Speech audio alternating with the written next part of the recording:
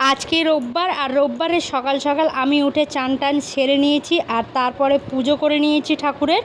দেখতে পাচ্ছ আমার বাড়ির সিংহাসনে ঠাকুরকে মালা পরিয়ে দিয়েছি, লক্ষ্মীনারায়ণের মালা পরিয়ে বাকি সবার ঠাকুরকে কুচো ফুল দিয়ে পুজো করেছি। পুজো কমপ্লিট তাড়াতাড়ি করার কারণ হচ্ছে এই যে শাক বাছতে হয়েছে, তার জন্য আজকে তাড়াতাড়ি কাজ সেরেছি আমি। কারণ আজকে হচ্ছে ভূত চতুর্দশী, তো 14 রকমের শাক খাওয়ার আমাদের বাড়িতে নিয়ম আছে, তার জন্য এতগুলো শাক বাছতে লেগে পড়েছিলাম। দোকানদার কেটে দিয়েছে ঠিকই, কিন্তু তার মধ্যে অনেক বাছতে হয়, অনেক নোংরা থাকে, অনেক হলুদ পাতা থাকে যেগুলো দিয়ে দেয়, তো ফ্রেশভাবে বেছে দেবে না, তাই এইগুলো বাছা তারপরে ছোট ছোট করে কাটা। এর জন্যই আমার আজকে তাড়াতাড়ি সকালবেলা কাজ সারা। এই নিয়ম আমার বাপের বাড়িতে নেই, কিন্তু আমার শ্বশুর বাড়িতে আছে, তাই এই নিয়মটা পালন করতে হয়। আর সন্ধেবেলা মোমবাতিও জ্বালাতে হবে। অ্যাকচুয়ালি নিয়ম প্রদীপ জ্বালানো, 14টা প্রদীপ জ্বালাতে হয়, কিন্তু সবার সামর্থ্য সমান হয় না, তার জন্য মোমবাতিই জ্বালাই।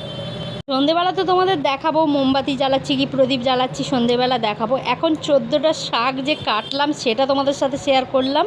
দেখতে পাচ্ছ কি কালারিং লাগছে শাকগুলো, খুব ভালো লাগছে দেখতে।